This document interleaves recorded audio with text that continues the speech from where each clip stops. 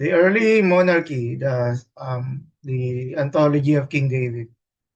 So, of course, ang source natin dito is First and Second Samuel. Although yeah, yung role niya sa First Kings is transition because of ano naman yun, yung start of the reign of King Solomon. And we will deal about King Solomon after studying the background of David. So, okay. So we know that David was chosen by God to become king after Saul, the first king of Israel. He became known as a shepherd warrior. Sino ba? Ayo po, ganda gabi rin po Ate Ceci. The Bible describes him as a man after God's own heart. 1 Samuel 13:14. Although David experienced many victories and blessings, he also committed serious sins that brought suffering upon himself and his kingdom. And so, one thing to put in notice na part yun ng ano, no, yung imperfect kings, no?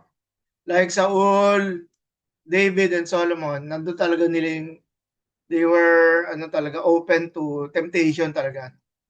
At yung mga temptations na yan, when we follow the depiction of their lives according to the Old Testament authors. Of course, we know that it started as oral stories that were transmitted to different generations.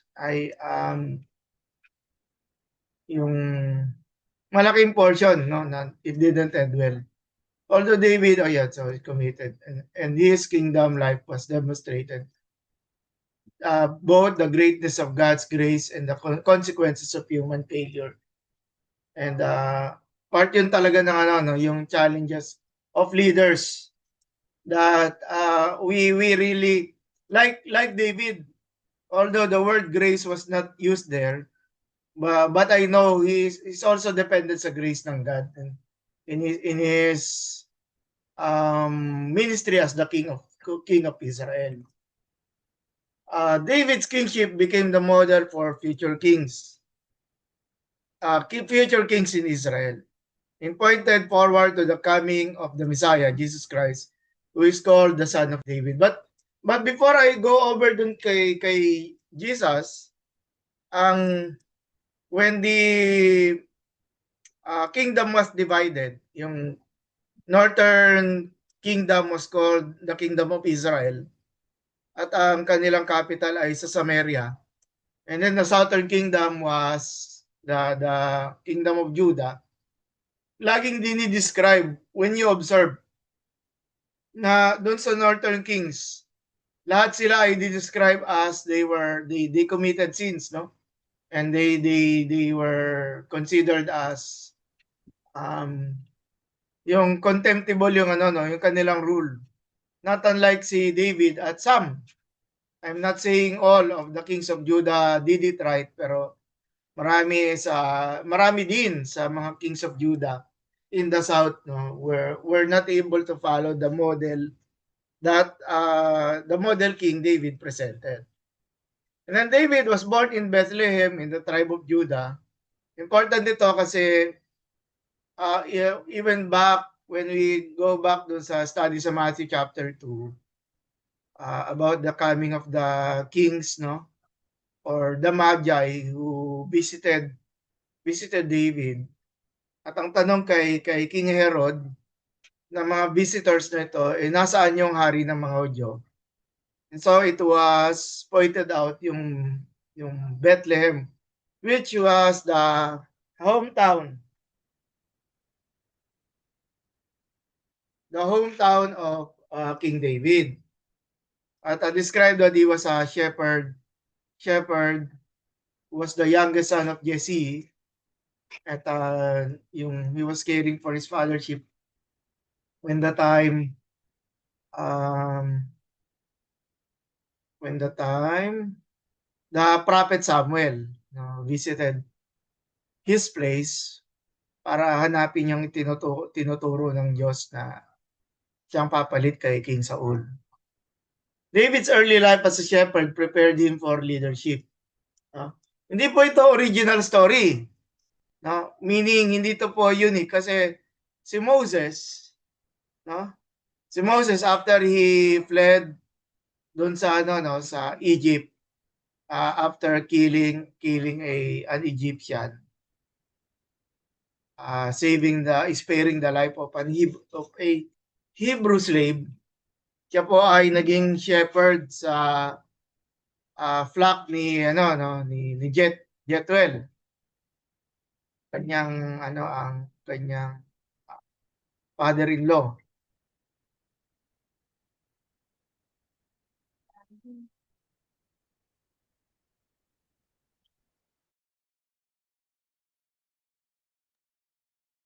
At while caring for his sheep, kasi na-discover ito when ano no, yung si King David when nakalagay naman yung notes dito.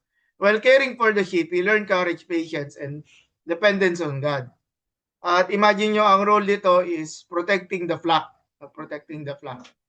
David later explained to King Saul that he had defended his flock from lions and bears. Kaya ang ganoon na lang yung ano niya, yung confidence niya na kung paano niya binantayan yung kawan ay kaya niya ring talunin itong si ano no, itong si Goliath. So most importantly, David was chosen by God because of his heart and character rather than outward appearance. If you recall, when si Prophet Samuel went to the house ni Jesse, nakita niya yung panganay na anak ni ni Jesse at makisig, malaking lalaki, and sabi niya, baka ito na yung ano pinipili ng Diyos. At doon nga dito tinugunan ni Yahweh si si Prophet Samuel. For the Lord sees not as man sees. Man looks on the outward appearance, but the Lord looks on the heart. Mm-mm. At doon yun doon na build yung sinabing David was the man after God's own heart. So Samuel anointed David with oil. Yun po yung meaning ng word ng Messiah. No? Messiah ay pinahiran ng langis. No? So kung ilalagay natin sa verb, itong ginawa ni Samuel, he was Messiah. Yung masyak na ginagawa niya ito kay David. And the Spirit of the Lord came upon him. So yun yung sabihin nating ritual of passage na nangyari kay Haring David. Hindi ko alam kung comparable ba ito sa ano no sa baptism sa ano no sa believers, pero somehow pwede rin ano kasi believers inilulubog sa tubig. Bagamat ang pinakamalapit na comparison kasi nito yung mga priests no na bago sila mag-ministry naliligo muna sila no para maging malinis sila. And so 1 Samuel 16:13, then Samuel took the horn of oil and anointed him in the midst of his brothers.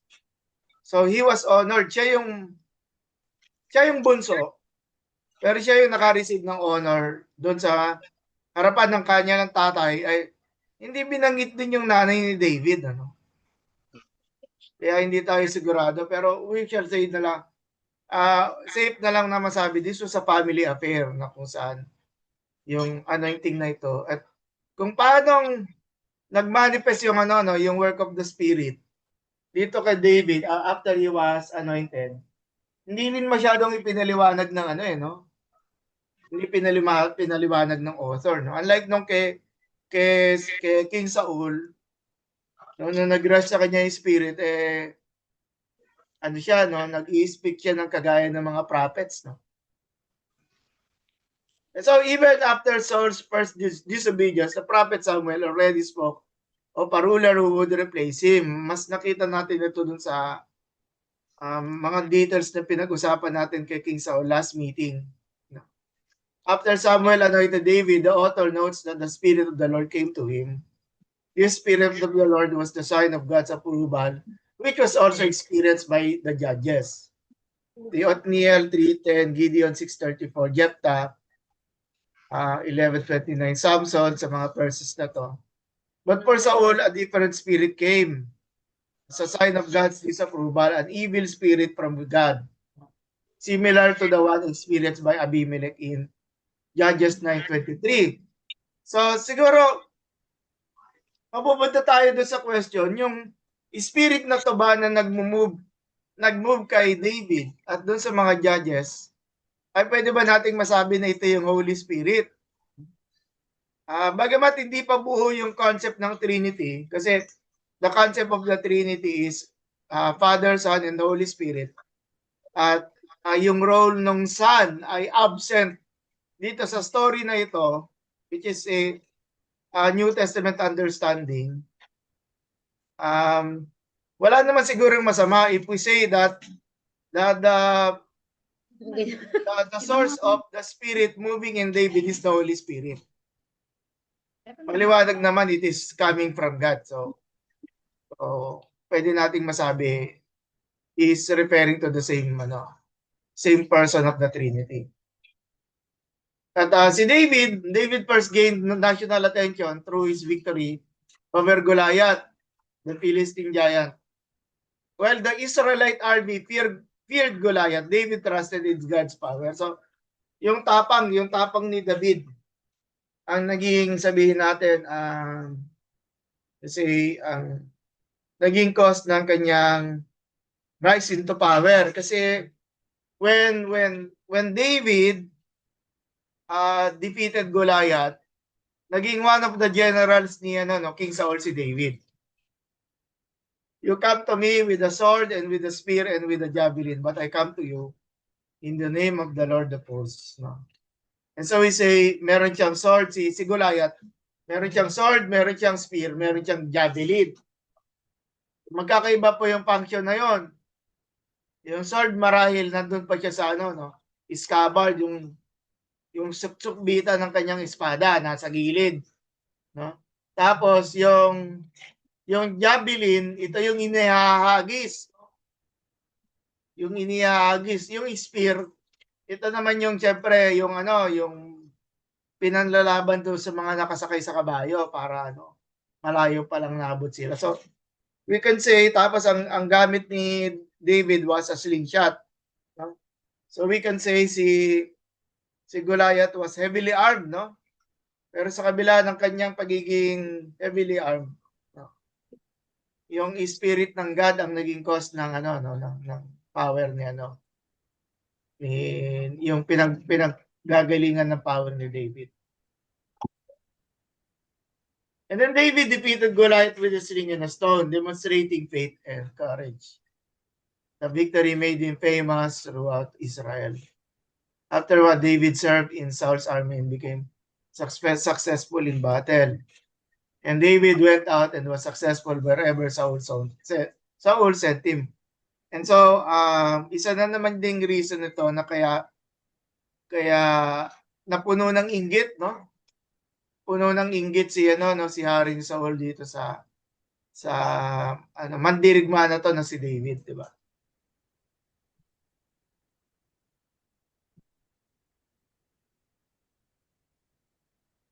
So Saul became jealous of David's popularity and tried repeatedly to kill him. Saul was very angry and Saul eyed David from that day on. So yung concept dito na eyed, yung minamatyagan, no, or yung concept ng masid, no, pinagmamasdan. Pero ang purpose ng pagmamasid na ito ay naghahanap ng pagkakataon para masaktan niya si David. Actually, mahinang term yung saktan Kasi dito gusto niyang patayin. He wanted to pin David into the wall, no? David spent years fleeing from Saul. During this time, he gathered loyal followers and learned leadership through hardship. Even though David had opportunities to kill Saul, he refused because Saul was still the Lord's anointed king. And so David becomes king. After Saul died in battle against the Philistines, David became king of Judah in Hebron. Pwede lang. 5-minute break lang po, 5-minute break.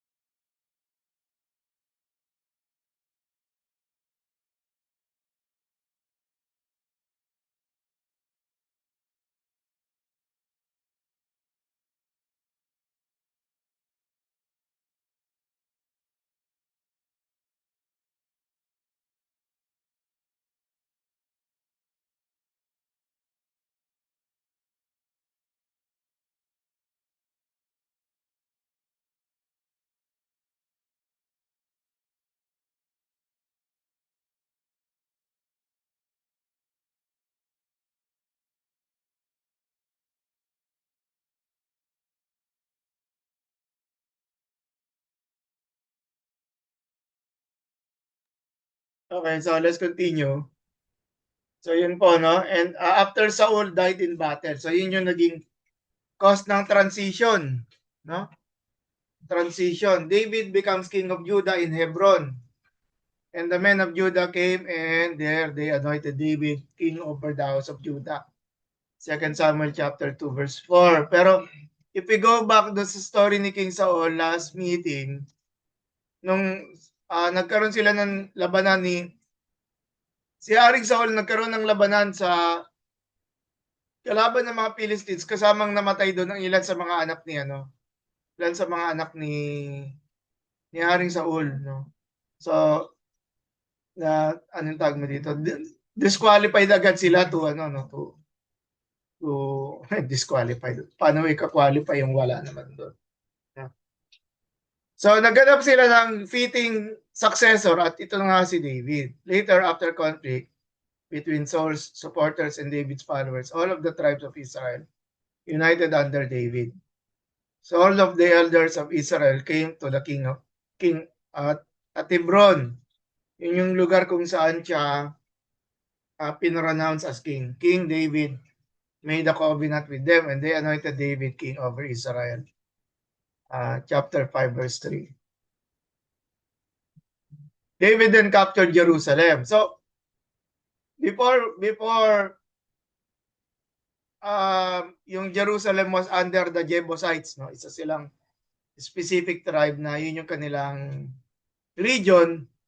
At nung natalo ni Haring David ang mga Hebosita, mga Jebusites, napa sa kanya yung Jerusalem. So when we say the city of David, no? City of David kasi siya yung hari na nag-conquer. So it was the price of battle, pwede natin masabi that Jerusalem was the price of battle ni King David. And then the stronghold of Zion, that is the city of David. Jerusalem became the political and spiritual center of Israel. So pinili ni David na ilagay ang kanyang palasyo sa Jerusalem. At ang sumunod nito, yung dinala yung ark, no? Yung recovery of the Ark of the Covenant na dinala rin sa Jerusalem. And we know, pagdating ng 2 Samuel chapter 7, yung sinasabing ko Davidic Covenant, no? Doon nagkaroon ng vision si David na magpatayo ng tahanan para kay Yahweh kasi nakita niya yung tabernacle is a tent na kung saan ay gusto niya magpatayo ng malaking building para kay Yahweh. Siguro isa rin yung reason kaya yung Hebrew word na hekal, it means temple but it could also mean palace, no? So ibig sabihin noong time na yun, it refers to a magnificent building. Sabihin na lang natin ganun, magnificent building. Pero applicable dun sa temple ni Yahweh, no? And then ang mga katagumpayan ni David, no? Yung sinimulan niya si Saul ang naglay ng foundation para sa unity of the 12 tribes pero si King David talaga ang nagpalakas nito, no? At yung yung victories nila sa labanan ay tuloy-tuloy na ulo. Okay. Under his leadership, Israel experienced military victories, political stability, and territorial expansion. No? And then, of course, we should not set aside si Haring Saul dito kasi si Haring Saul, marami rin naman siyang natalo ng mga Canaanite tribes, no? Pero siguro by the time ng si David ang talagang tumapos ng mga digmaan. Kaya nga ang pangalan ni Solomon is based dun sa shalom, ibig sabihin yung peace, no? Yung peace around them. So si David ang nag-prepare ng yung sabihin natin para matapos yung mga digmaan sa paligid ng bayan ng Israel. This victory secured Israel's borders. Ibig sabihin lumawak pa yung yung nasasakupan no ng bansang Israel. And the Lord gave victory to David wherever he went. So ang gandang way to summarize yung ano no yung military success ni David. And then of course, nasabi ko kanina, Jerusalem became the center of the nation of Israel. David also established Jerusalem as the religious center by bringing the Ark of the Covenant. Sorry, nasabi ko na kanina. No? And David danced before the Lord with all his might. So David, all of the house of Israel, brought up the Ark of the Lord with shouting. No? And then 2 Samuel 6:14, this event symbolized God's presence among His people. Yung ano, yung Ark of the Covenant no? within Israel. At nandun nga sa political and religious center which is at sa Jerusalem na time na ito. Na malaking portion ng katagumpayan ni David yung ano no, yung Davidic covenant ng 2 Samuel 7:12 to 16. Please allow me to read. Si ano to no, si Prophet Nathan speak. Yung ano yung nagpahayag ng ano ng mensahe ng ano ni Yahweh. When your days are fulfilled and you lie down with your fathers, I will raise up your offspring after you, who shall come from your body, and I will establish his kingdom. Kaya nga, napakahalaga na ang hari ng Judah ay manggaling sa sa kadugo ni David, no? Anak or apo, no? And he shall build a house for my name, and I will establish the throne of his kingdom forever. Note, non merong forever. Hindi lang after the rule of the king. Hindi. I will be to him a father, and he shall be to me a son. When he commits iniquity, I will discipline him with the rod of men, with the stripes of the sons of men. But my steadfast love will not depart from him, as I took it from Saul, whom I put away from before you. And your house and your kingdom shall be made sure forever before me. Your throne shall be established forever. And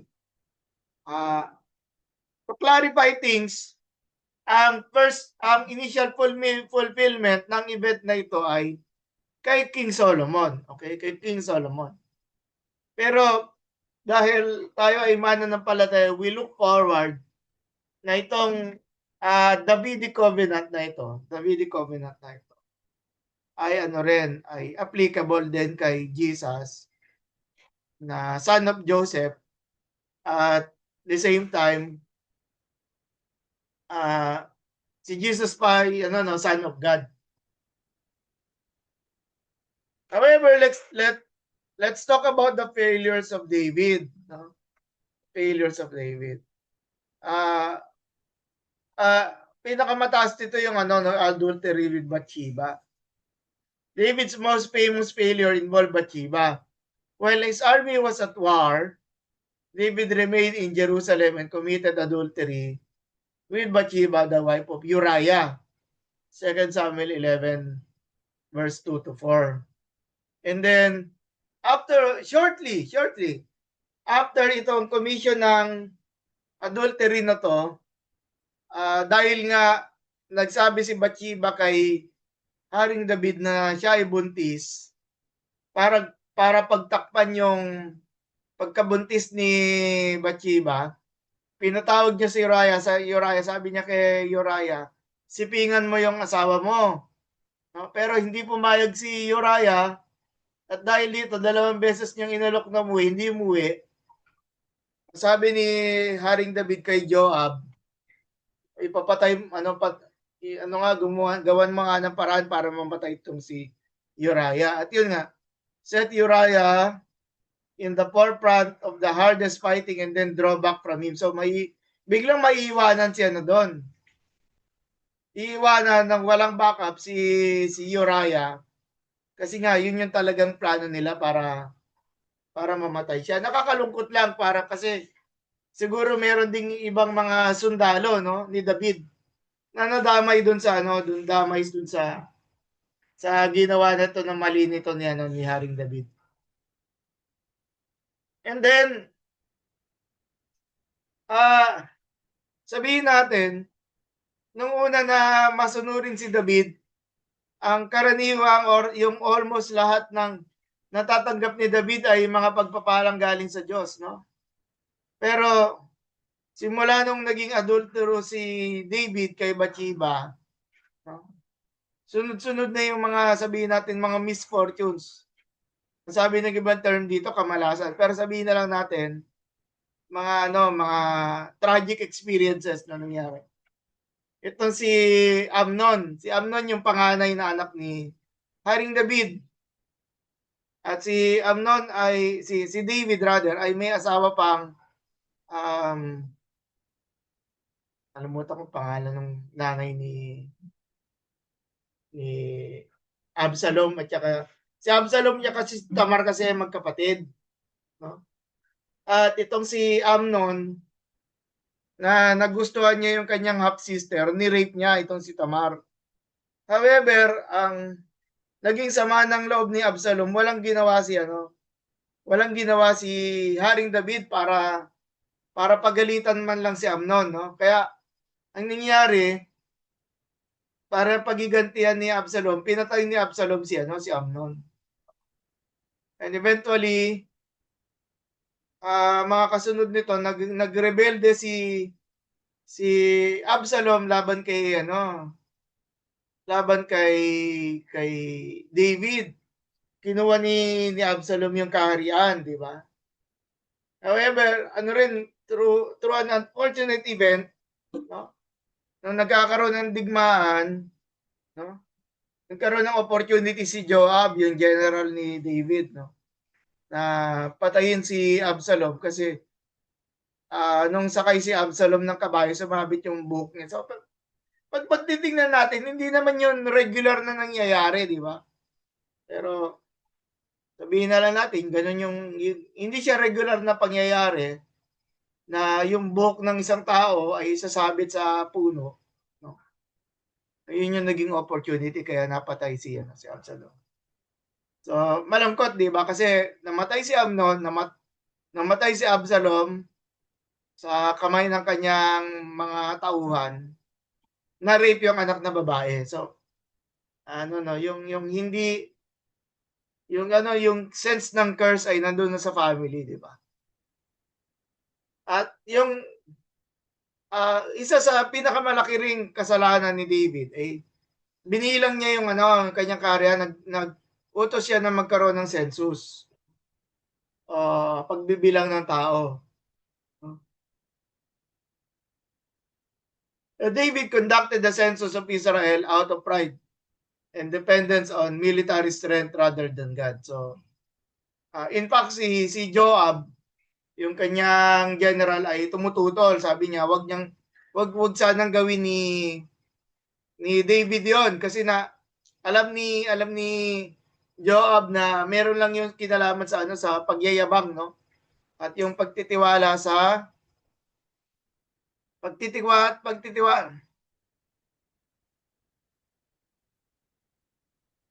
Okay. Thank you. Oh, sige. Yung kay Maakan. And then, paano ba natin iintindihin itong pangyayari sa kaganapan niya, no? Buhay niya, no? Ni David, no? David's kingship is evaluated overall in the biblical narrative.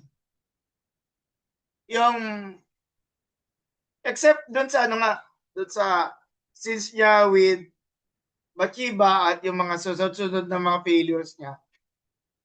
Generally speaking naman, maganda naman yung sinasabi ng sinasabi ng manunulat ng Biblia tungkol sa uri ng pamumuhay ni David before he became king and when he was king. Although he sinned, David consistently returned to God in repentance and faith. Yun yung isang bagay na maganda sa kanya. Unlike Saul, teka ba? Uy, bukas ka.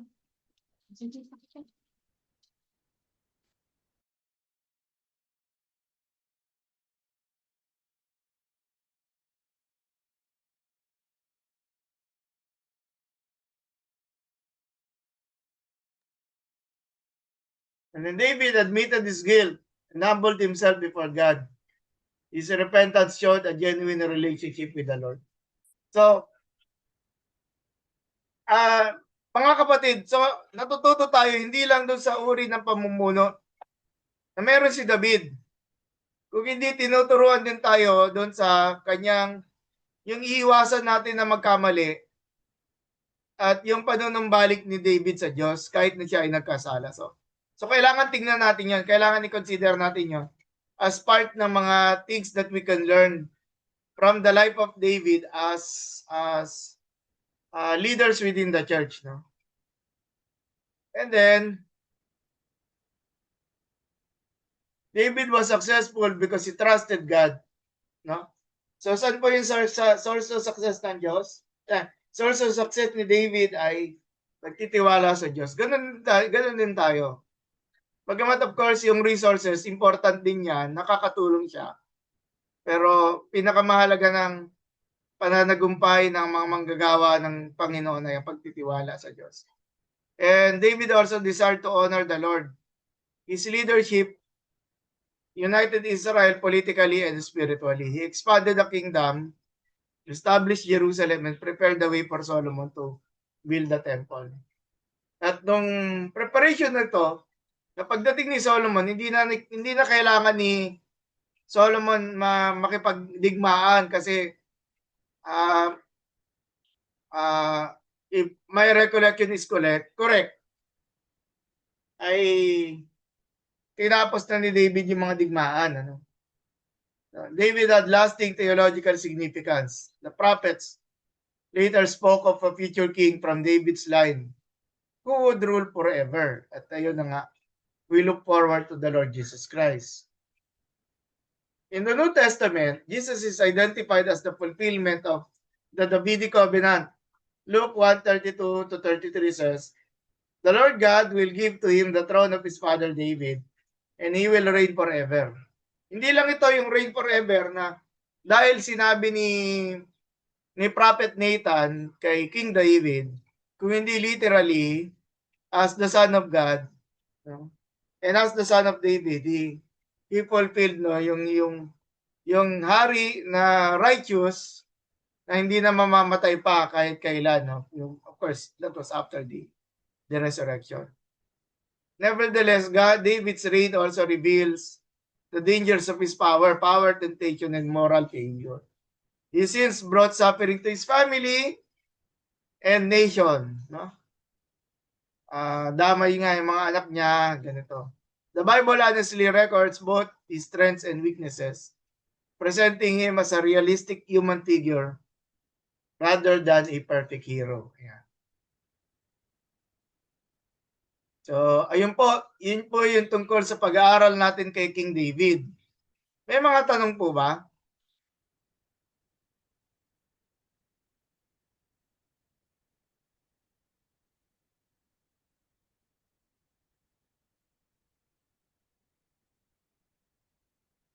May mga tanong po tungkol po dito sa pag-aaral ni David.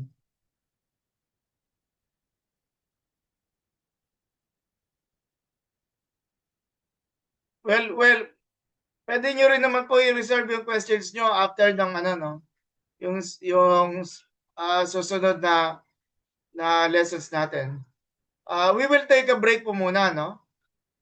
So balik po tayo 7:45. So makapag-dinner po tayo ng maayos. Ako naman on my part, maalis-alis yung sakit ng ulo ko. Sige po, balik po tayo ng 7:45.